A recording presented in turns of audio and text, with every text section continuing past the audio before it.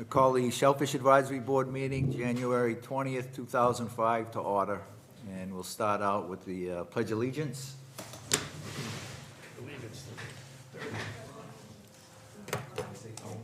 I pledge allegiance to the flag of the United States of America, to the republic for which it stands, one nation, under God, indivisible, with liberty and justice for all. Okay, I'm mistaken the date. It's January 20th, 30th, 2005. There you go. 25. 25. Okay, so I motion to approve the minutes from last meeting. You guys have a chance to read the minutes from last meeting? did. Yep. All in favor? Yeah, I'll make a motion to approve. Second. All in favor? All in favor? Aye. Do we have a recorder? Because Rick's not here. I don't think Just so. watch it. Oh, you just watch it? Okay. I'll write some stuff down. Yeah, I'll help you out, Ron. Okay, we're gonna get an update from Chris. Sure. Christopher Leonard, Director of Marine Services. We have an official relay total for the 2024 relay. We might have talked about this last meeting, but what happens is on all the bills of lading or lading, every time that we pick up, we have a police officer from Swansea, myself, that count the bushels, and we have a slip that is dated, signed. So we went through all of the slips. The official count, because we have to pay $1 a bushel, and so we get a bill from the Commonwealth of Massachusetts. So the official total was 4,823.5 bushels. The state was kind enough to send us a bill for $4,823, and they skipped the half a bushel fee.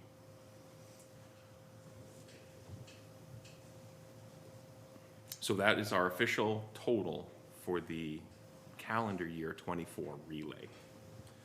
The $1 a bushel is another added cost that comes out of the Shellfish Propagation Gift Fund, just to be clear.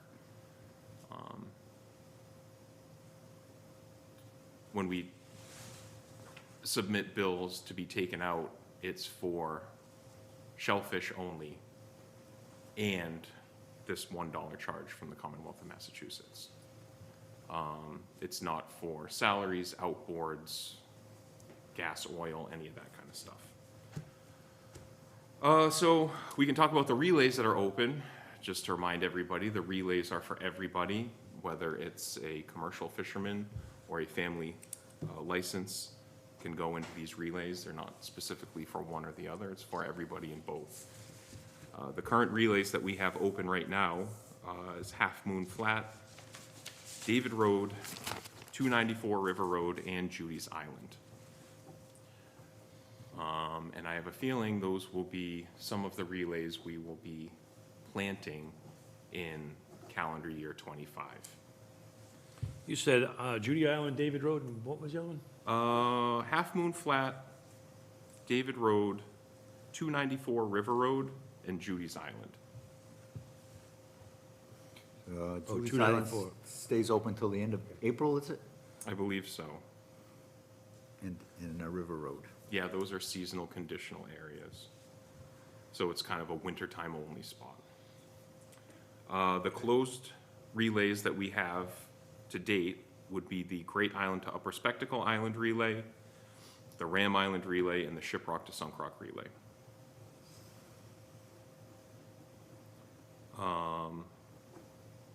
I have scheduled with the Division of Marine Fisheries to do meat testing of those closed relay areas. Great Island to Upper Spectacle Island has had a meat test on that, and that is ready to open when this advisory board, when we can talk about that later maybe. I'm not sure if we set a date in stone, but we can talk about that later in other business. The Ram Island and the Shiprock to Sunk Rock relay still have meat samples that need to be taken. The last planting was sometime, I'm gonna say December 13th or 14th was probably the last load of quahogs that we planted. So they need to wait 2 months before they can get tested. So we're trying to piggyback water testing with a meat sample testing, just so we don't have to go out in space, you know, too much. So yeah, that's set up. We're set up, ready to do that. I have a total for the Shellfish Propagation Gift Fund. That is what we have in there. And this is clearly before this $4,800 and some odd dollar bill for the $1 a bushel. The number I was able to get from accounting, $212,098 that we have in the Shellfish Propagation Gift Fund, which is it's nice to have a little buffer here. The 2025 relay, just shifting gears now, the 2025 relay needs to go on a bidding process on combis. I have put together all of the paperwork that needs to be submitted to Denise in the select board office. I'm just working out with Denise the exact date that the applications or the bids coming in need to be in by. So all of the paperwork and language that's going to be posted is all set. And so that's going to go out hopefully sometime next week.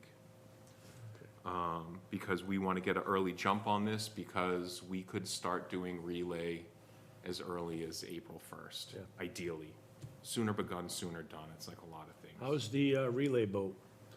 I mean, not the relay boat, the harvest boat. Last time we had a meeting, I think he was having some health issues. As far as I know, Seemed to have passed okay? everything's fine.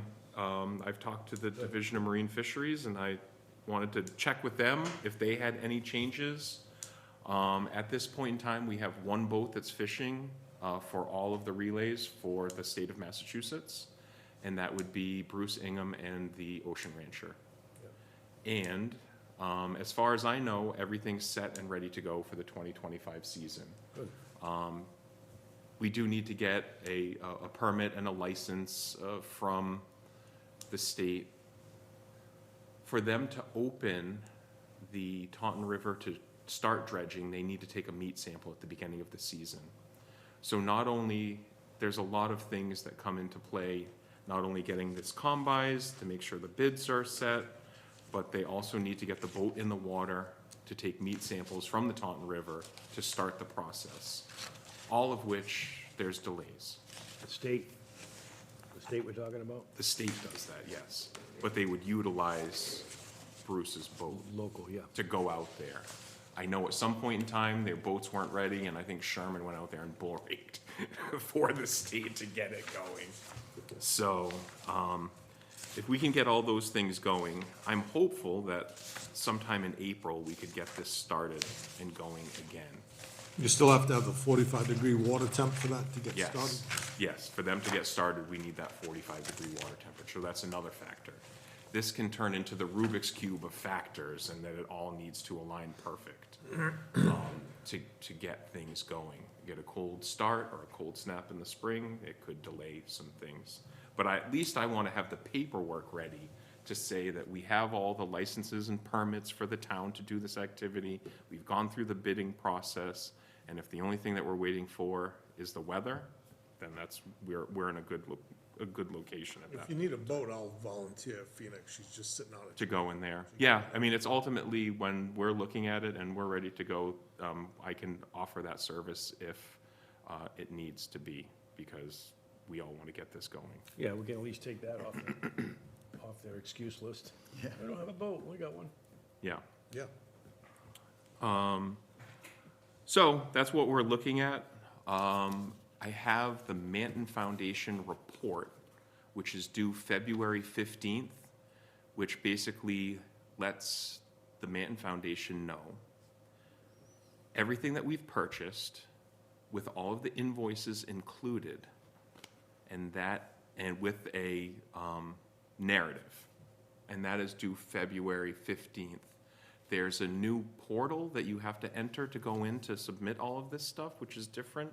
There was a person that I used to just email from the foundation. Now you have to go through the secure website, logins, all this other kind of stuff. But that's the way a lot of like the Seaport Grant Council and all this stuff, you have to log into their site to then upload all of this stuff to them, which is fine. I used to do it snail mail. And It's probably wish that it easier, could- actually, once you get set up, it'll be easier. You can It's- do it at your convenience, It's way easier. and you can send it along. So I've prepped all of the bills that need to be uploaded, and I'm finishing up the narrative, so that's looking good. So we want to get that to the Manton Foundation before February 15th, because then it goes to their board meetings to see if we are going to have money released or not. Just because they've committed it sometimes doesn't mean that they are going to release it. Yeah. So they need to get that from us to make sure that everything is satisfied and everybody's happy. Do you have any idea when you may get a response to that?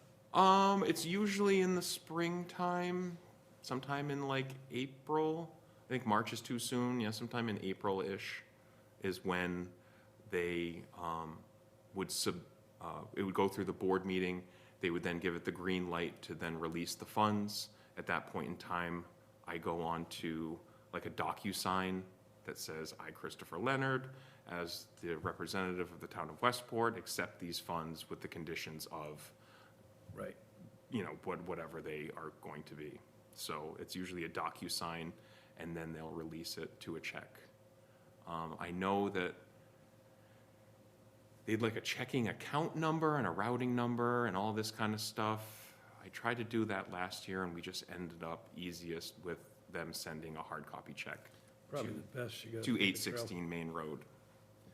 Being in a municipality that they're dealing with, it can get tricky. It can get kind of tricky, so usually after the DocuSign, we just opt for the hard copy. The last thing on this update is going to be new outboards. The town articles were due, I think, sometime last week, so I put in an article to purchase 3 new outboards for the Marine Services Department. The first outboard is a new 90 horse for our 24-foot Carolina skiff. Did you say you already put the article in? It's already been? Last week, yes, they're in. Yep, it's in for town meeting. Awesome. So we're going to get, or we put in for a new, I'm not going to say we're going to get, but I put in for, in this article, a new 90 horse for our 24-foot Carolina skiff, 90 horsepower. a new 75 horsepower for our 17-foot DLX Carolina skiff. It has a 50 horse on it now, and it just really isn't quite enough, especially when you get into situations. I mean, I look to like Sweepy and Piney, and they have these 70 horses on their skiff, and they're pushing barges around. Not only is it a good quahog skiff, it's also when the department needs some oomph when the inevitable happens of something going wrong out in space. So it's a 90 horse for the 24-foot, a 75 horse for our 17-foot work skiff, and then a 40 horse for our Payne and Franklin, or Franklin and Payne, the original aluminum skiff, which is in the water right now with its 40 horse Honda. But all of these outboards are well over 5 years old, and it's time. I'm already seeing right now with our 24-foot Carolina skiff, it needed a few repairs last relay season. I think something in the tiller handle, a trim and tilt relay. It needed a fuel pump, and I had it in during the winter time because I'll tell you what, that thing is like a Cadillac when you need to go out in cold weather, cold water. More boat is better. Sometimes you go in that little aluminum skiff. Open air. Yeah, it's not the greatest. And so I wanted to keep the relay skiff in for the winter time. Well, we went to go warm it up the other day, and it ran for about 2 minutes and shut off. And I said, oh, great. So that's back at trips. I don't know if it was a faulty fuel pump. I don't really know, but we're gonna figure that out. What make is that engine? That is a E-Tech. Yeah, it's fuel pump. Again. I this- own one with almost no hours on it, and I'm on my fourth fuel Oh, pump, you're on your fourth one. fourth one. Well- Got two fuel pumps in it, a high What- pressure and a low pressure. Okay. Yeah, so it's something, And they're notoriously known for bad fuel pumps. the parts are getting scarce, more scarce. They don't exist, E-Tech Evinrude does not exist anymore. No, the boatyard was trying to talk me into buying, Last one? I think they're, whatever outboards are dealing in now, I don't wanna speak out of turn, Honda, Yamaha. The Hondas. Honda. They're a Yeah, Honda they're trying to get me dealer, to buy yes. a Honda. Yeah, the E-Techs for for our municipality worked really great because you could buy them dirt cheap for a government law enforcement program. So that was beautiful. We were able to get new outboards. There were a lot of them for around short at the money. time, too. Oh, there was a ton of them. Yeah, everybody had them, so they were easy to find parts for and stuff. We still have, we had one on the pump out boat from 2013. The thing ran like a clock. The only thing that got stripped out was the reverse gear, so we had another one over there. We just took the lower unit out of it and jammed it on the other when we got through the season. They were great outboards, but when you don't have parts, Evinrude's out of business, what are you doing at that point in time? I don't want to do that. So we're looking to get some new outboards, if they can get us through. As soon as town meeting happens and things get approved, we can then, the funds are then released. I believe that for those 3 outboards, I think it's either $27,000 or $28,000 article. So to get a 90 all horse, 3? for all 3. That's not bad. That's not bad in the world of outboards. It's not. That's what I said. And that has a $500 cushion per outboard for assembly costs. Yeah. Then all of a sudden you need, I don't know if you guys have priced out a 10-gallon fuel I tank was just now. gonna say, a fuel tank, yeah. You see what that is? They're probably For the 50, fuel 60 tank, bucks. the fuel line, and the fuel water separator, I probably low bidded. I probably didn't put enough for $500 an outboard at that point in time. But, you know, I'm not looking to have a surplus of money through an article. I just want to get some new equipment so that we can keep doing what we need to do. So does that go out to bid once it's approved, or? Each outboard is less than $10,000, so no, Oh, okay. no. So what brand are you looking at? Yamaha. Yamaha came in the cheapest out of a Suzuki. And Yamaha, there's Hondas. The problem with Hondas is that they're heavy. And when you're already putting 80 bushels of cohogs in a boat and you have an extra whatever pounds, so we're giving it a go because it came out the best, and knock on wood, I've had success. Nothing personal to any outboard dealer out there, but we are going with the lowest price and the best quality. Well, we don't really have that luxury anyway. We have to go with the lowest bidder as long as it's reasonable. Well, if it's over $10,000. Yeah, if it's over 10,000. So, anyway, that's what we're looking at right now, because it's time. When we're moving that much product and people, and we don't have time for breakdowns, Mr. Sherman would replace them every 5 years. Unfortunately, I was young and gung-ho and thought, oh, we can go, no, it's time. You replace them every 5 years for a reason. Not only does life depend on it, but also a lot of people that are working on the river, and this isn't just going out to eat a sandwich on a boat. This is going out there to do work or save lives, depending. Anyway, so that's my update. Okay. Yamaha There we makes a have good it. outboard, no doubt about it. All right, the next thing on the agenda is, we're thinking about the state rules for shellfishing is 1/2 hour before sunrise and 1/2 hour after sunrise. And the town book says sunrise to sunset. So it would just, go along with the state rules and, just give this fisherman a little extra time to get out there and set up.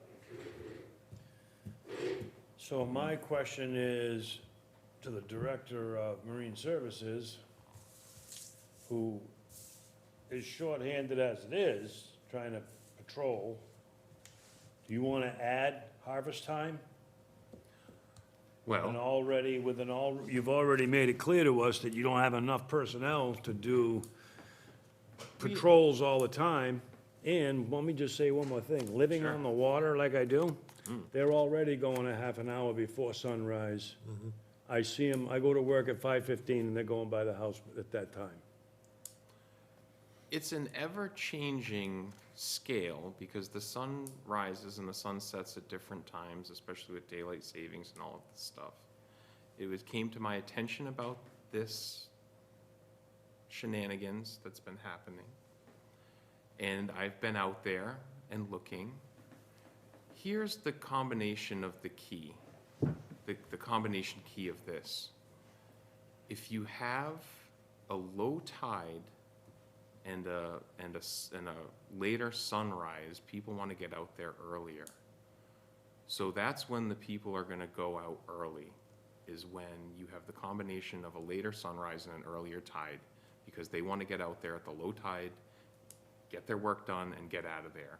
If they're waiting for the sun to come up, and then the tide's rising too, and they missing that window, and that's, from my patrolling, has been the combination that is getting people out there before. What I can say to this right here is that I'm all for the fishermen. I want the fishermen to go out there and I want them to fish as much as they can within the legal limits and bounds that are set before us with the rules and regulations of the Shellfish Department. If you're going a half an hour after sunset, you are then unloading in the dark, which could be problematic. Do you have any thoughts on that? I'm all for the fishermen too, but my first priority is the resource. And in my opinion, Son, I didn't know there was a meeting. Have a I seat. just seen your Monday running. All right, guys, have a seat. where Thank were you for we? coming. What I missed. Well, we're in the meeting right now, so we're talking. So, we're talking about changing the rules to half hour before sunrise and a half hour after sunset, because the rule is sunrise to sunset. Nice, nice. So that's what we're talking about. So I'm just concerned about who's gonna patrol that. Because as of now, they are going by my house well before, a half an hour before sunrise. And I approached one of the fishermen and asked him what was going on, and he just went like this. How long ago was this? 3 weeks? 3 weeks ago? Because David Road seems pretty dug out. 3, maybe 4. Time flies when you get old. Time flies when you're having fun. Yeah. But it's not an isolated incident. Okay, that's noted. I'm not here to complain about that. I'm just here to say, Well- if we're gonna widen the harvest time, who's gonna monitor it? Well, at this point in time, I'm on call 24/7 for all things related to the water, whether it's shellfish, emergencies, or anything like that. So it's you? Not specifically. I'm just trying to me. clarify. It's everybody that works in my department, including myself. So would you like a phone call at that time of day? I like a phone call at any time of day because that's what I have on my plate in which I operate. I've never heard a phone call, and this is the first that I've ever heard of this from you, so. No, it's the first you've heard of it from me, but when I approached the fisherman, it wasn't the first that he'd been Well, approached. the fishermen are not the legally situated person. They're just the fishermen. So I think that you'd probably want What's to your go. point there? I think that if you're going to make a phone call, that you might want to make it to somebody who's legally situated as opposed to a fisherman. Well, I didn't call a fisherman. Okay, I didn't call the fisherman. I didn't He say. came you into my place of business, and I Okay. asked him a question, hey, do you know blah, blah, blah, this time of day? He goes, yeah, it was me.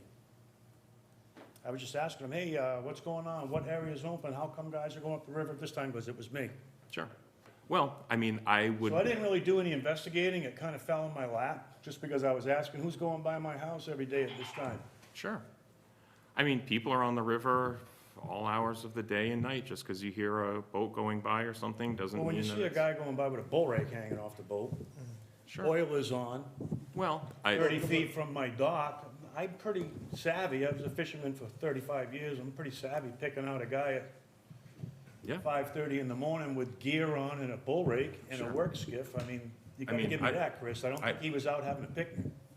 Actually, in my investigation, when I went out there, I came across two people that were out there, a man and a woman, and they were not fishing, and they said, you know what we're out here doing?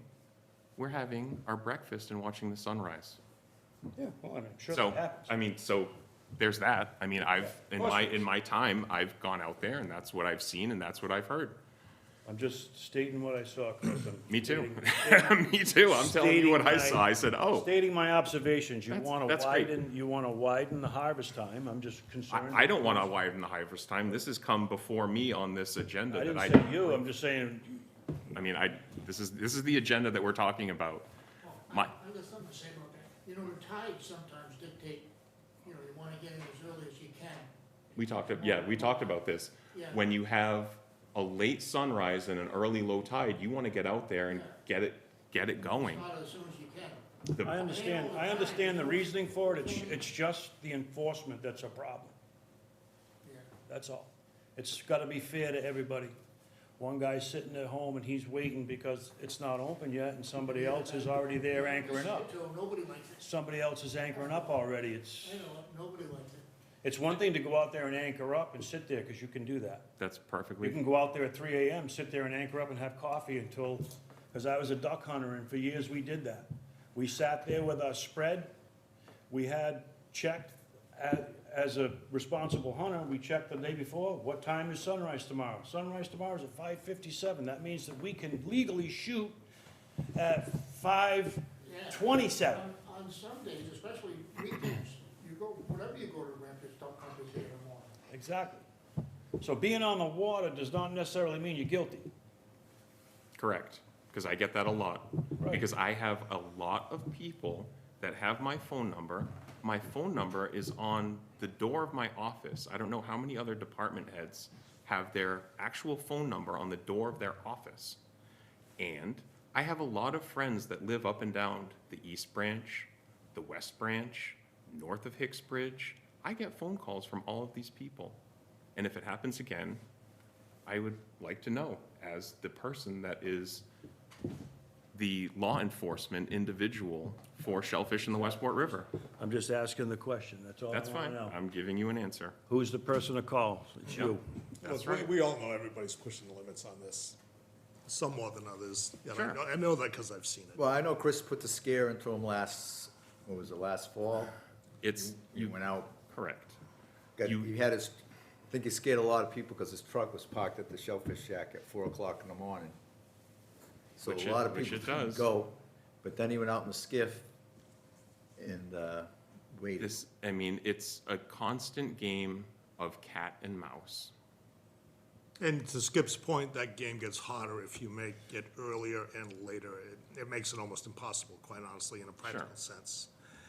And whereas you've got, even in the dead of winter, you've got 9+ hours to harvest your cohogs.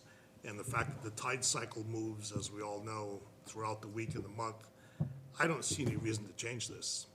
I haven't heard a logical, rational reason to change this yet. Unless you guys have. How about the fact that it helps the fishermen? Oh, of course it does, of course it does, sure, but so do the regulations to keep everybody in line. Well, I agree, there's gotta be regulation, but just, you're trying to make it a little easier on the fishermen instead of harder. So, consider that. I do consider that. As a guy who's been a fisherman for about 35 years, I get it. I'm just, I get it. I also get the reason for regulations to keep us all honest. And if you're gonna move it, I mean, if it's gonna be a half an hour now before sunrise, why don't we just make it an hour before sunrise? it's Why don't like we a make it- half hour before Yeah. sunrise. And if you land your cohogs at sunset on any given day, where are you gonna sell it? You can't legally keep it overnight. No, and that's something, in whose refrigerator where? And how many hours does it take? No, it takes me longer to get 3 bushels. I think you can get it done within the hours of daylight, even in late Well, December. if you can't, you just go in with Not luck. if it ain't the right time. Oh, I agree, but we all know that the tide cycle's gonna move. And after day one, after it opens, We can't control the tide. You know, we can't control the tide. And the tide is different by an hour every day, so that, and you've only got so many shellfishing days, so I don't know how much of a benefit that 30 minutes is gonna be. Oh, and it ain't every time, it's only when the tide is. Exactly. Well, it's gonna have to be for every time, because once you make the rule, you can't say that the rule applies only when the tide's low and the sun. Can't do that. It's just the fact that the only reason bringing it up to makes it easier for the fishermen, rather than harder. That's the only reason that the whole thing is brought up. Yep, I agree. How about an alternative choice? How about if we made it a half an hour earlier in the morning, sunrise, and kept it at sunset? Yeah, fair There's enough. not much point in changing it to sunset. Too late to take them to New Bedford. That's a pretty good idea. I think that that's a better solution, because I'm all for getting out there earlier and getting it done. I'm not all for a half an hour after sunset and people are loading and unloading things at night or in a darker environment. And in the morning, when they're doing it, they're only loading up to go. They're loading up to go, They're they're not not loading moving. up to come back not moving. like they would be at night, so it's Correct. more difficult at night to tell what's going on. Yes, I because, agree with that, that makes sense. Makes sense to me. Yeah, it's a good idea. So to Skip's point again, how do we tell the world that you can enforce that? Because it's now gonna be a half an hour earlier. Because if you're gonna get that call, it's probably gonna be 0:30. sure. The only way that we're gonna do it is to put it in our rules and regulations book that is ever changing. And if you see something going on, let them know. I mean, You'll go out that day, or it'll go out the next opening day like you did last summer, or whatever, last yeah, spring. that's whatever it was. So when does this take effect? Do we have to put a, The select board's gotta give it their blessing. Do the selectmen have to give them a blessing on this? but let's just say they do. Yes, in the because next their meeting. names are Let's on just the say they rule do and at the next regulation meeting. book. Do we, you know, like we've already have to put these inserts into the, I'm sure the website's not updated. It takes well, we're having a new So- website that's getting finished, and then it's a process. So, I think that that's a good compromise. Yeah, I think so. It's not up to me to make a motion about this evening, but I would say that that's probably a better compromise to get the fishermen out fishing earlier in the morning. And we're within the legal boundaries of the state, because that's the utmost of importance. So I'll make a motion to change the opening time of any shellfish fishing day from sunrise to 30 minutes prior to sunrise on days that the fisheries are open, And to keep the, and to keep the end of the day closure at sunset. I second it.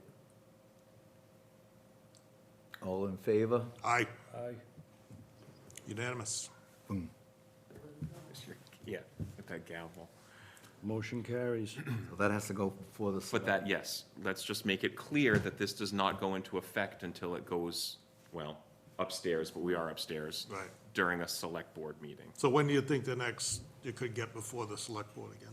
Well, it would be up to the Shellfish Yeah, I'll Advisory go check Committee with, I'll check to with, I got time tomorrow, I'll go check be with putting Paula. it on the agenda.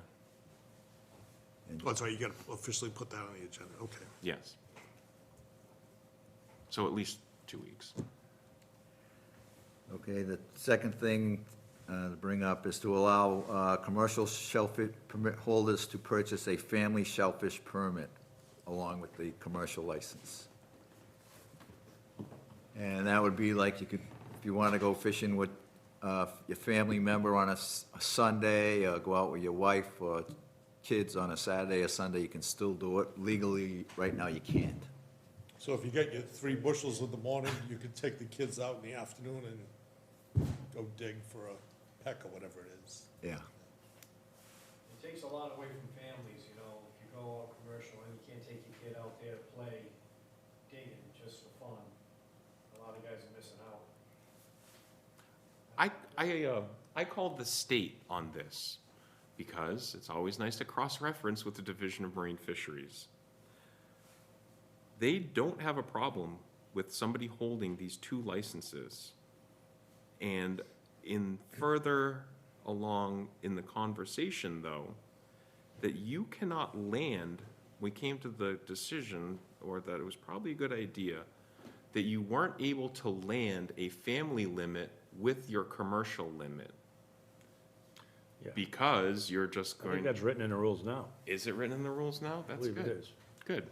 Because I'm all for selling more licenses. More licenses sold is good to offset the operation of the shellfish department within the town of Westport. But funny business does happen when you start doing these things. So you would have to land your shellfish and sell it, or, and then do a second landing with a family or vice versa. Oh, absolutely. Yeah. So we just want to be crystal clear about You cannot be that. commercial shellfishing with your wife and kids, unless they're commercial shellfish holders or they're there to watch. But they can't be out getting a peck of cohogs while you're commercially. That doesn't work. Yes. So we want It's to gotta be just, separate. we want to make that differentiation. But other than that, the state didn't have any problem with that. I just wanted to make sure that there wasn't some old blue law, or who knows what they say, oh no. So we wanted to just run that by them to get our blessing, or to get their blessing. Forget my blessing, we want their blessing. But, so anyway, that's what we're looking at. And I think that it would be great to say, you want to go on a Sunday with your kids and your family? That's what it should be. Do the regs currently state that thou shalt not have 2 licenses? It says in the book, 1 license per household. Yes.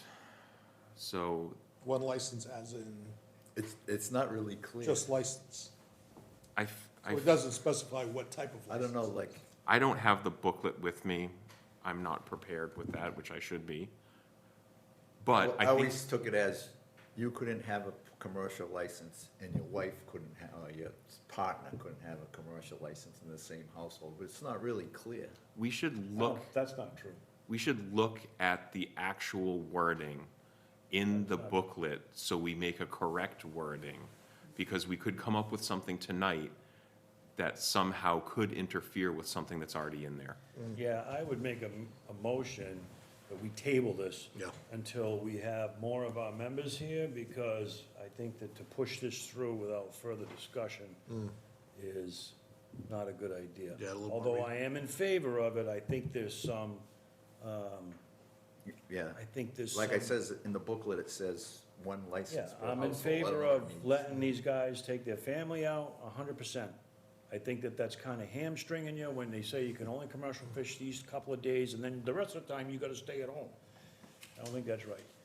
So I do agree with it, but I think that we should wait and hear from Chris and Rick about any additional ideas they might have. So it sounds like nobody objects to this, it's just, you gotta get down Oh, I to think it's- legalese. I Yeah, think come up it's- with a wording for it, too. Yeah. Yeah, I think it makes sense, and no reason why you shouldn't be able to go with your family. Yeah. You know, doesn't make any sense. I'll second. River's there to enjoy, for a family to enjoy. It does, you shouldn't be handicapped because you're a commercial guy. I'll second Skip's motion. All in favor? Aye. Aye. Okay, we're gonna table that. Tabled. Most of that would only take place in the summer anyways, we take out the. Yeah, yeah. Yeah, we have a little time. Yeah, We can figure it out. We have a little bit of time. Yeah, today wouldn't have been a great You're day gonna to put that take on your- everybody out. You're gonna put that on your agenda for next time, right? Hope we have a meeting before the next, summer. Yeah. All right, well, it says number 5, it looks like. So this come up, this will be the 3rd time we've discussed this thing about regulating the temperature of when the shell fishermen can go out. And most of the towns from here to Cape Cod and the islands have a limit of 28 degrees. If it's not gonna get above 28 degrees that particular day, they don't allow any shell fishing. Some of the things are, actually, one of the towns, they tell you to watch the Weather Channel, and if the Weather Channel says it's gonna be below, not gonna reach, 28, 30 degrees, you can't go. Others, the Shellfish Department puts up a red flag, like at the boat ramp or at the Shellfish Shack, or if we had, would have to make another recording, but, so we just bring that up for discussion, and What do you guys think about that? Why do we need the rule? Well, my thinking would be just to protect the integrity of Westport Cohogs, to protect it from, The Quahog's freezing? yeah, from somebody selling frozen, Dead Nobody's quahogs. buying them, they know- Also, anything that goes back in the water doesn't go back in the mud. It dies. So, just trying to eliminate as much of that as possible. I think the problem here comes with, It hasn't been a problem, you haven't heard of any of that happening, have you? Well, we don't, no one tells us. We don't know if the cohogs are alive or dead when they go back until we see shells in the water. We don't know what killed them, you know what I mean? My concern, though, is for search and rescue. So when we're breaking through ice to go cohogging, and a man falls overboard, I saw today we had a shell fisherman north of the bridge, Hicks Bridge, and we had an ice dam at the bridge itself. So should that fisherman have fallen over and someone from the shore calls up and says, hey, I saw a guy fall out of his boat, it was gonna be hard to get through Hicks Bridge with that ice dam there on an outgoing tide to reach him. So that's just a simple example, but to me, I just think that when there's ice in the river, heavy ice and low temps, we should not be shellfishing. If it's above 28 degrees, yeah, go for it. The ice dam was current in a temperature that was above 28 degrees, though. it got up to like No, 40 today. I'm not Today. saying that anything was done wrong today, I'm just No. saying that's an example of what could possibly happen on a cold day. Yeah, but like we all know, you can't ban people from going in the Yep. like you said, there's duck hunters there. Yeah. It seems like a big thing this, getting back, there used to be a lot more duck hunters, but this Yeah. year there's, they got these chartered duck hunting boats. I think Can't it was tell them. last Wednesday, it was 10 degrees out, and there was 2 duck boats out at the state boat ramp at 10 degrees. And they broke ice going in and then hauling out. I sighted them north of Ship Rock, just in case I got a call, at least had a clue as to where I was going. Yeah, they ended up at Great Island. Mhm. They hung there for most of the day. But it was a plate, one license plate from Alaska, Yeah, I've seen that. and another one from New York. probably a rental. There's one from Vermont a lot. Yes. So we have some hardy individuals, and we can't really keep them from going out, but we can ask them who their next of kin is. Well, that kind of reckless behavior aside, when I look at an idea like this, there are so many unknowns. Let me start with one. How long does it take for a quahog to freeze to death at 28 degrees? Does anybody know that?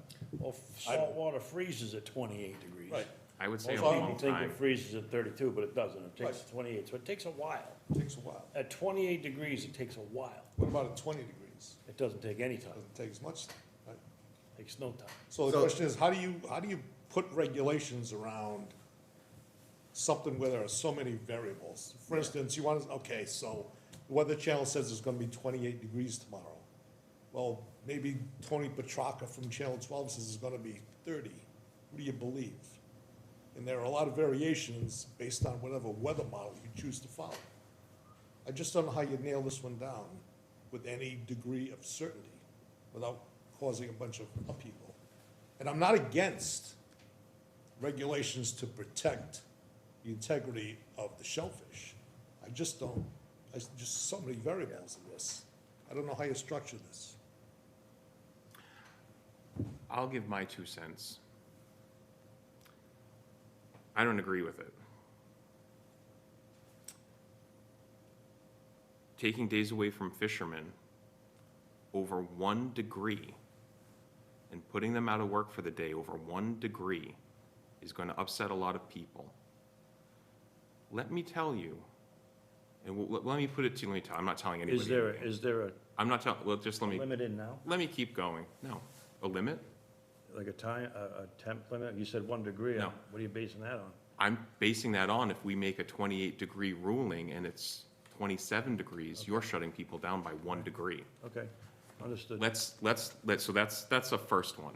The next thing, and I'll just say, let me put it to you like this. I'm not telling anybody anything. I'm gonna put it to you like this.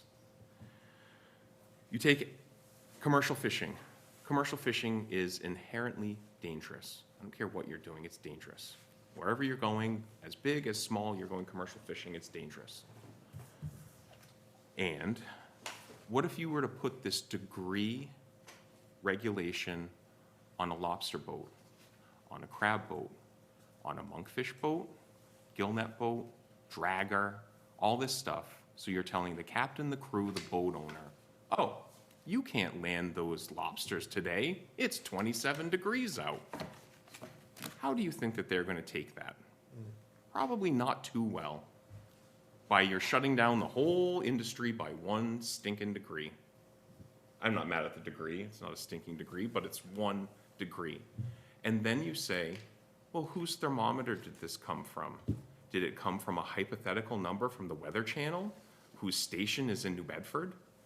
Did you take this from, because I'll tell you what, my thermometer is going to be different from your thermometer, is going to be different from your thermometer.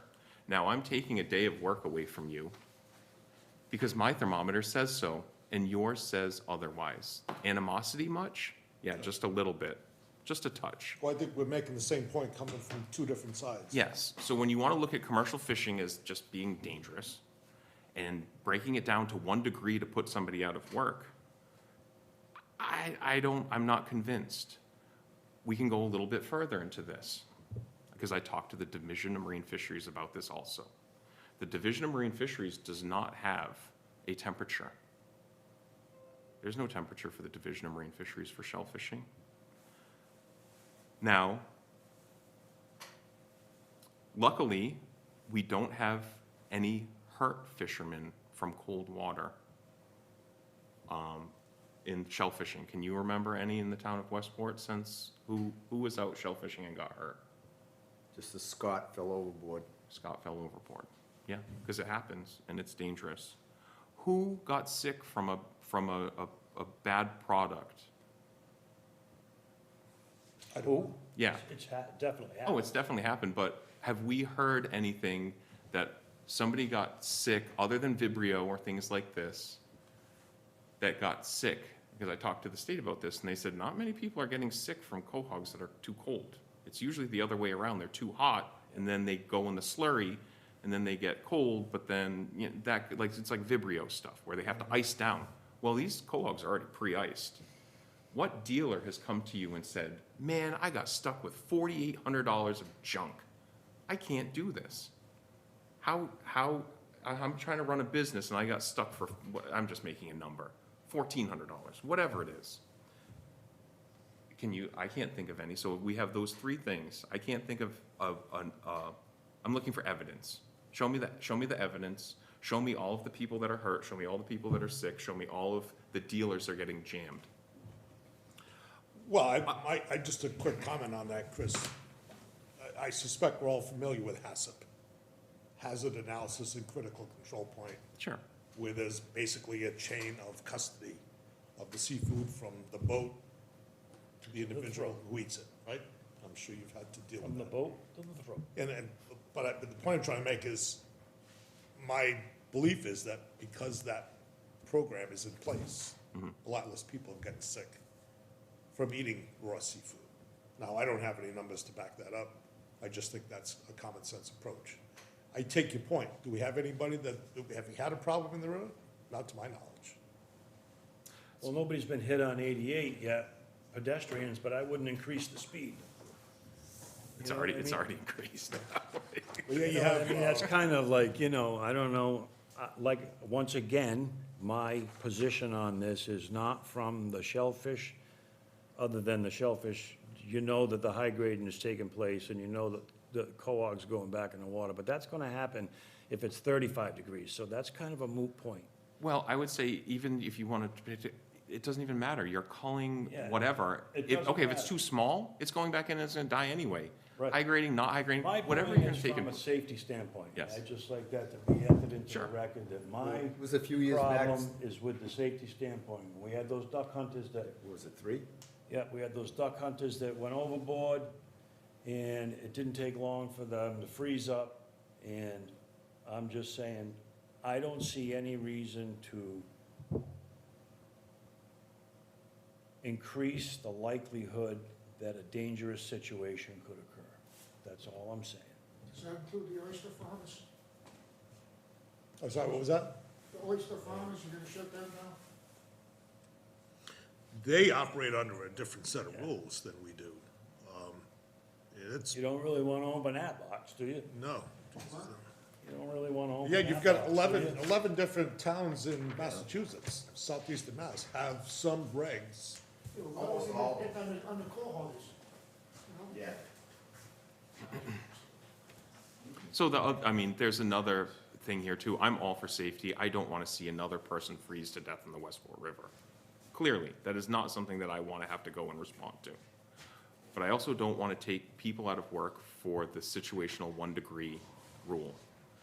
Also, if we're going to have a low temperature, are we going to have a high temperature?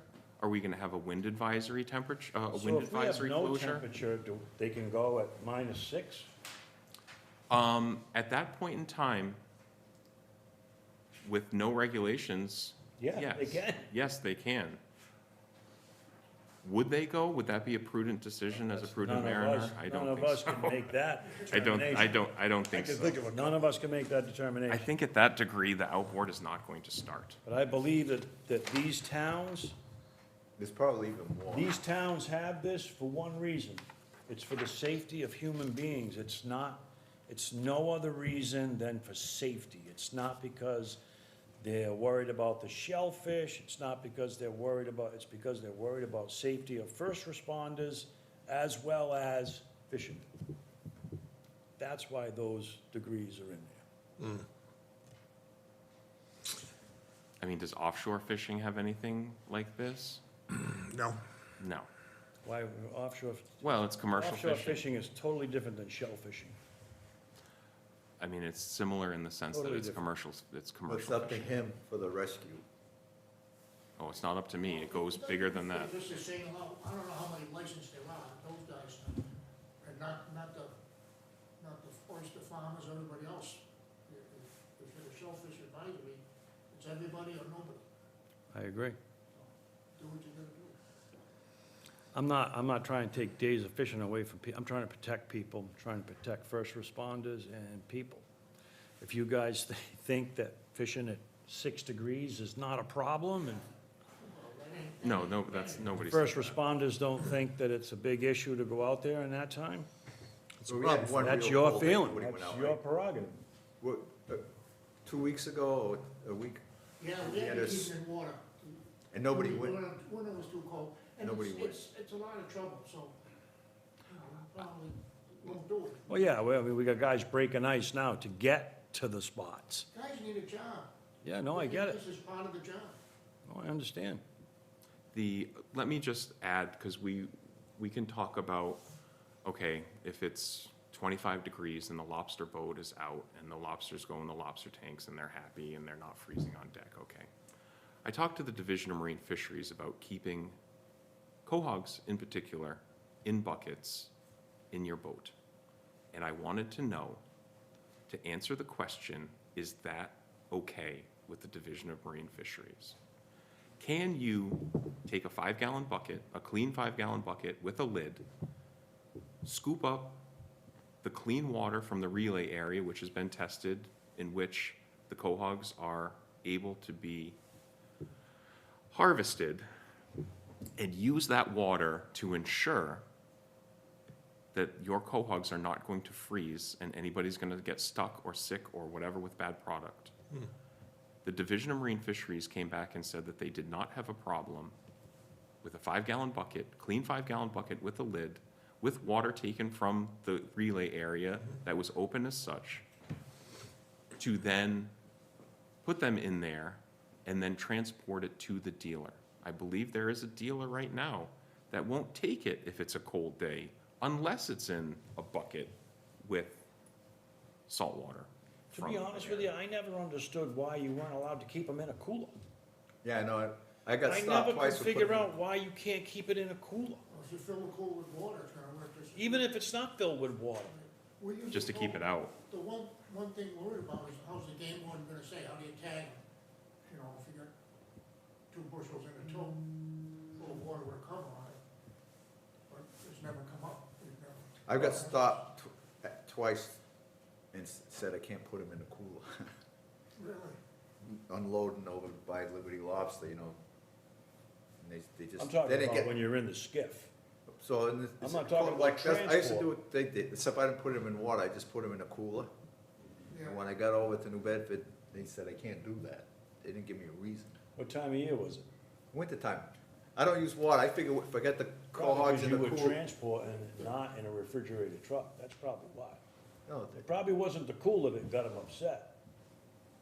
it wasn't in the summertime, it was in wintertime. Yeah, I know. They bust people all the time in New Bedford during the winter, restaurants that pull up and pickup trucks, even though it's 20 degrees outside. It makes no sense. It makes no sense why a guy can't pick up something in a pickup truck with, it's in a box with ice and 20 degrees, but they still bust them because they don't have a refrigerated truck. So I don't know if that's the situation, but I do know that, But from what I see, the buyer dictates if he's gonna take them or not, he'll tell you. I remember, if they're frozen, he knows right away. No, to your point, Chris, I'm pretty sure, because I read the state regs, shellfish regs this afternoon. I'm pretty sure keeping them in water is an acceptable Yeah, practice. 'cause It is. For the oysters, it says that. Well, this is something that wasn't too clear with them, because they said, of course, you have to have a slurry, and you have to cool them down, and I said, we're going the opposite, we're not doing the Vibrio cool down. Yeah. We're doing the, Yeah, we don't we're want trying them to to keep 'em from getting too freeze, cool. we don't, trying to keep them, so we're on the other end of the spectrum when we're looking at the thermometer with this kind of stuff. I mean, clearly, I don't want people to go out when it's 20 degrees. I don't want anybody to get hurt in doing this. It comes back to the 1 degree, you're shut down for the day. And whether it's 27 degrees or 28 degrees, you're gonna make a lot of people, you're gonna put a lot of people out of work. I think Well, we have the that's- opportunity to make it any degree we want. Doesn't have to be 28, we could make it 25. We could make it 20. We could make it nothing.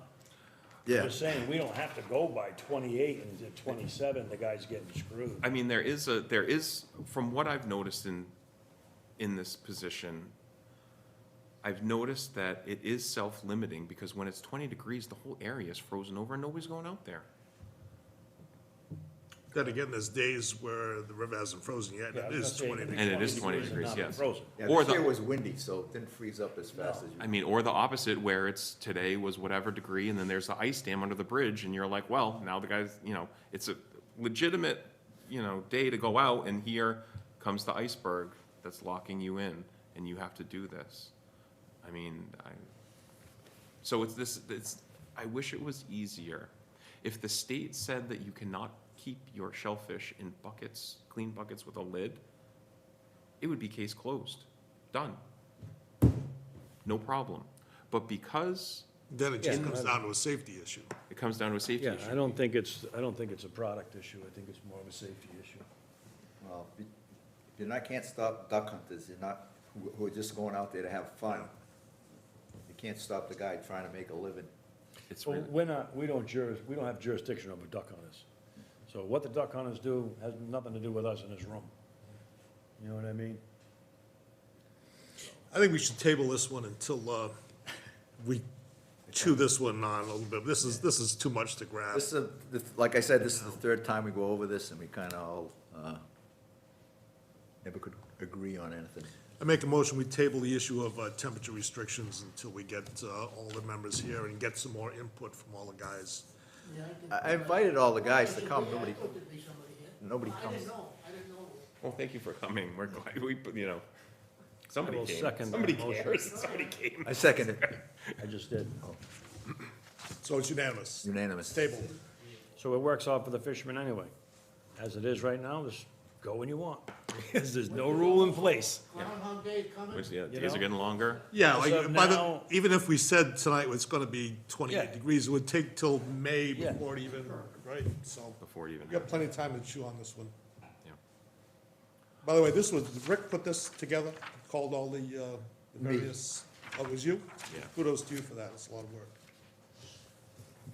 And this too, by the way, Isn't that amazing? that's pretty cool. I did that. Yeah. I'm gonna give you a raise, Ron. Yeah. Don't ask me to do it again. Well, now you have the template. You just bring your little clipboard every time and you can fill it out. Did we, I'm sorry, with the next thing on the agenda, That's it. Other business. other business. Guys want to bring anything up? No? What is, Great Island? I know This is what we. we've this been is back what and I- forth. We've been back and forth with this, yeah. I believe that right now, was it April or May that it was? that It was we- May. It was Current- May. Currently stands at May. The only problem that I have is that the relay is within the marked channel of the Westport River. And will the traffic be as too busy in May, where we have people fishing in the channel between Great Island and Upper Spectacle Island, and there's springtime boat traffic? That was my concern. It's a lot more fun without the skewks, isn't it? A few meetings ago, it was voted on, it was gonna be February something, I thought. And then we changed it again. Yeah, it went Because from- last year the market crashed, the shellfish market, Red's Best stopped by and stuff. I got shut off. I don't know about you guys. That was in, last year, last February, March. So we moved it so that we'd still have a price and able to sell the stuff that May. But Chris wants to move back to Who voted on that? a meeting that you must have missed. I didn't see the vote on that. Is there minutes of that meeting? Oh, yeah. And you all voted to make it May? Yeah, but Chris wants to change it back because of the, it's actually his It's up for decision. it's up for discussion at this point in time, because we want to open it when the market is going to be able to accept it. I really don't want to have Cohogger versus Jet ski. whatever, It's yes. a narrow channel. It is a narrow channel, and historically, it has been opened in cold weather to avoid this type of thing. So I set here before you to say, what do you think? Yeah, we can change it. I know all the fishermen want to change, but it's not up to me. It's not fair, just because if your guy don't want your cohorts, you vote, I want it closed. That's, Well, like I said, Red Best stopped buying them, and Eddie Nasser stopped buying them, and the price went down. Reg's been getting fined a lot. I don't know all the details, but they've had a lot of problems. So, yeah, but no problem with me moving it. What do you guys? Does it have to be February? Could it be March? It could be what we want to talk about. I mean, we would like to try to hit the market pitch perfect. I don't know if Valentine's Day is going to be the pitch perfect market. No. No. Or we see what happens and keep the date that's already on there. Which is May. I don't have the exact. You had the Let me take a meeting look in minutes my from back phone. then? I don't have them with me now. To Chris's point, one of the first days I was actually out Cohoggen last summer, it's probably June. I was up at Great Island, and, the people are just coming by. The wakes are annoying as hell. But you've got your head down when you're digging, you're not looking around to see who's coming and who's going. So, yeah, it clearly represents, there's a People- risk factor there. People are not going to slow down for you. No, that was, I'll tell you right now, they are That was not going to slow down for you. No. Mother's Day is May 11th, and that, in my mind, is more or less the unofficial kickoff of the boating season. You got your boat in by Mother's Day? That was my thing. Maybe it's not everybody's May thing. 30th Man, anyways. I wish I could do that. I never have it in that early. Always want to, but We had February 11th as a possible opening day. February 11th. What do the fishermen think about that? Do they want that? Oh, I'm sure they'd be all for it. Yeah. I'm certainly all Yeah. for it. Yeah. Only because everything else is drying up, basically. Yeah, then after that, there's Well- gonna be a big stretch before the next place, right, Chris? But at least the weather will be better. Yes, we would have to, we If would you have. gotta to go look through a at that. dry stretch and go looking around, at least you can do it in warmer weather. When it's cold, you wanna go where you know there's product, and you don't wanna spend a lot of time, you don't wanna spend a lot of time hunting. You know, Plus, it's a 2/10 area, it might never. This is also, that's. That's a this really is good point. also too, it is in a 2/10 area, so, Additional, yep. I mean, Well, how do you feel, Chris, about moving it? He wants to move it. Well, I would wanna move why it, don't just, we move it then? I think that the only problem is that if we're gonna open it and then everybody's gonna say, we're not buying your stuff. Well, then it's money in the bank. Well, I think that, as you said before about the fishermen having common sense to not go when it's too cold, let's give them the benefit of the doubt that they're gonna have enough common sense to not go work on 7-cent cohogs. Right, the market will dictate that. Yeah, the Yeah. market will dictate, hey, I'm not going today because I can't sell them. Well, I'm happy to ensure that people can go out and fish. This is, I'd like to do that. So, Back to do February. we what? wanna go it's Tuesday, February 11th, and that gives ample time to get that place, emptied out before the summertime boat traffic. So do we need a motion? I don't believe so, no. This doesn't need to go to the Well, I select can put it in board. the minutes anyway. I'd like And just- to, in any of the openings, I would like to not be the sole provider of do as I say. Oh, I would like it to go to a democratic process to have the input from not only everybody in this advisory committee, but everybody that's sitting in the audience, because I don't want to be the sole person that is making that decision. I want to hear what everybody has to say. We want to look at the good, the bad, the ugly, and then we want to make a decision. This does not need to go before the select board, but I would like to hear everybody's opinion instead of one person telling you theirs and using it as, Well, what it is. I'm in favor of the February thing. My only question is, when would Ram Island theoretically should open? Well, we would look at the whole structure. We can look deep into the structure of the relays. If we were to open on February 11th, we would then have 2 relay areas until Christmas, December, because Half Moon Flat would then open again. So we would have Shiprock to Sunk Rock, which is kind of a deep water area for tonging, and we would have Ram Island, which would probably be, you want to hit summer and the 4th of July? Sounds like a good time to me. It's a pretty popular area, It's a too. pretty popular area. So we would just have to look at what's in between February 11th July. and July 4th, and that would give you 4 months. something like I that. mean, February 11th, how long do you think it would take, how long do you guys think it takes to clean that area? They never fished that area, but it takes a Well, I long mean, time. Like a month? No, it could, because they fish through the whole summer over there, because it's deep, there's no. So that 4-month span's probably not Plus the that big a rain. deal, right? If you got one area that's open, that's producing pretty well. Well, in the summertime, those guys are going sea bass fishing and striped bass fishing. Yeah. Yeah, But there'll be a big stretch after, if we open that Great Island now. Yeah, oh, yeah, but at the same point in time, there would still be something, you would have David Road, David Road. whatever's less, whatever's, We're gonna start loading that up. soon. Yes, well, that would be in April.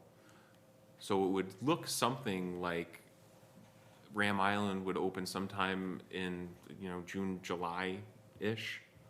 And then you would have Shiprock to Sunk Rock to fill in between July and Christmas. And that's what we would be looking at. That's not bad. I wish that we could keep the relays going to keep people working full-time, but we don't have enough. There isn't enough cohogs to do that at this point in time. There's gotta be some filler. You gotta get a filler, the Yeah. filler. You know, I have the filler. Well, that's where the summertime comes and the other fisheries help. Yeah, working more than one job is just, that's today's standard. I know, especially two small kids and whatever, I have to do multiple jobs to just keep afloat and keep the mortgage paid, food on the table, and all this fun stuff. And so does everybody else. Everybody, who doesn't have bills? Like, really? John Board, Well, I don't know, maybe. it doesn't matter then. maybe he does. No worries. So I take it, we're all in favor of Yeah. February opening. February 11th. Is that, okay?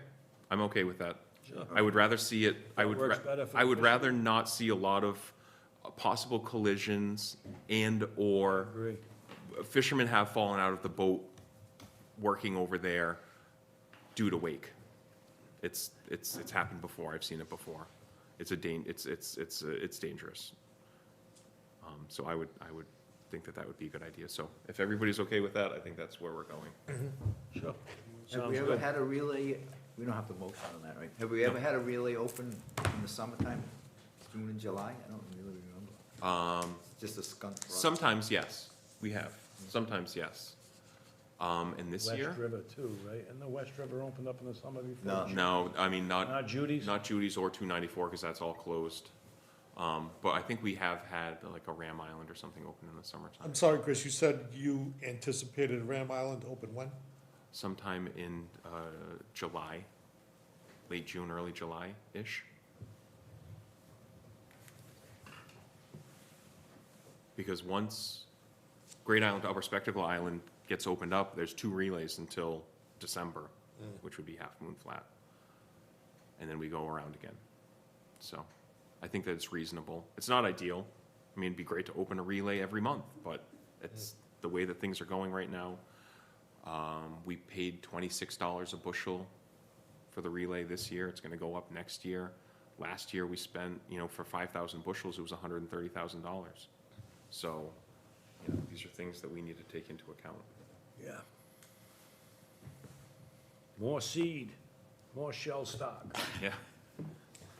I did put an order in, for other business, for $10,000 from Rod Taylor for Quahog seed. Nice. I think, because you gotta put the orders in now or you're Yeah. not gonna get anything When will that be available, Chris? Spring, fall. fall? We like to wait till the temperature goes down, that they grow up to field plantable size and predation goes down because the So temperature that's goes like an down. 8-month pre-order, huh? Yeah, What do they call field plantable size? I think it's like 13 millimeter, 12, 13 millimeter, something like that. But yeah, we can talk about some other purchases that we might want to make. I think that we can talk about some oyster purchases too for Hicksbridge, to put something on those areas. It's not a relay that's rebuilt by Bund of Nature, and that's just something else that we need to look into. Did you hear, this is unofficial, Sure. but I heard a couple of guys said, hey, we went out and tried base golfing. Did any of those guys tell you whether or not they came up with any seed, or how it looked, or if they looked like any promise down the road? The last person that I know that went got 75 pieces. It's not bad, I No, guess. It depends I on, 75 pieces, was he there all day, or was he there a few hours? I would say more than a few hours, yes. Yeah, probably. They had to go. They had to go at it. But 75 pieces, 75 scallops, I mean, it's 75 dinner, meats. but 75 dinner, each, yeah, that's enough. That won't feed us in this room, but, no. But anyway, that's what we're looking at. So it wasn't a complete skunk, but it but I wasn't. mean, there was, because we did spend some money on scallop seed. Yes. I didn't know if maybe they were seeing, hey, there's some seed out there, we were seeing it. Well, the seed that we spread out this year, we'd find out next fall. Yeah, but I mean, I'm just wondering if when the guys were towing around trips and around here and there, if they were like, hey, there's a little bit of seed, you know, yeah, we planted it. I didn't hear anything about an abundance of seed, but I did hear that there was 75 keeper. Yeah. Chris went, he's not here. Yeah. Any more other business? I got one issue, not an issue, just a comment. You got. And it comes from this relay report. And if you look at, I think I came up with 63 different days that we actually dumped cohogs in the river according to this report.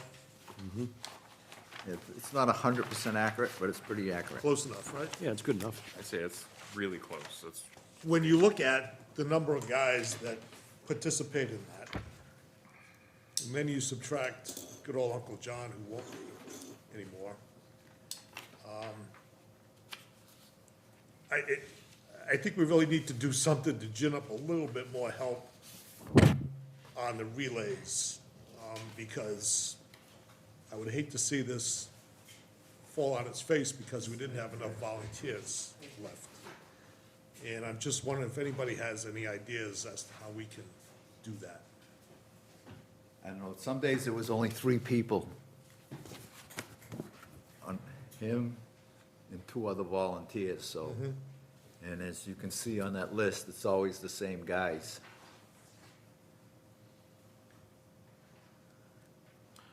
If there Well, was a way to, if there was a way to know when, it'd be a lot easier. Oh, there is? Because if we have a phone There is. list, I mean, they, Yeah, if you post that, and you'll have volunteers.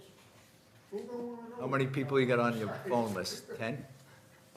There's around, 10 or 11, usually 12 on this texting tree. How many, so, How many on this sheet? yeah, There's 9. 9, Counting John. 9 different people? 1, I 2, mean, 3, three of 4, them 5, 6, really 7, 8. do all that much. 9 counting Chris Leonard and discounting John Warden. You got And I would say this, 3 of the guys who did the most just happened to be the oldest. So if we want to keep this thing going, I think we need to find a way to gin up some more volunteerism to get these cohogs good. Without the relay, there is no cohog, right? I'll volunteer, I'll be glad to go. We'll go on, and a lot of the We guys, never really know a when lot of it's the guys know. I have asked to go a couple of times, but not this time, not this time. It was like a closed thing, that's how it felt. But if it's, It's not closed. It's not a close, because you guys know where the stuff is, right? It's It's, not like we put them in a secret spot. It's one of those things that it works out pretty much the same time every day. Would you agree, Chris, within? More or less. I mean, there's breakdowns on everything. There's traffic, there's all kinds of things that can happen. But more or less, it's the same time every day, and we will get your phone number, and we will be texting you. Because usually what happens is I will drive to Fall River, I'll hook up the trailer, I'll load up the trailer. When the trailer is loaded and I start pulling out of that facility, I will stop. I usually double check the trailer to make sure that everything is good after I've moved 20 feet, to make sure that there isn't anything that's screaming that there's a problem. And at that point in time, I send the text out. And it usually takes me about 20 or 25 minutes from that text to get to the 88 boat ramp. So once the text comes in, you got 25 minutes. that's fair enough. Just 'cause it's a These 25 guys minute. on the list, so you tend to group text, Yeah, you 2 Yep. live the closest. yeah. All right, well, here we go. Congratulations. 12 hours? All right, yeah, we, wonderful. Yeah, I think the average age of the volunteers right now has to be somewhere approaching 70. We can get that on. Okay, I motion to adjourn the meeting. Second. All in favor? Aye. Aye.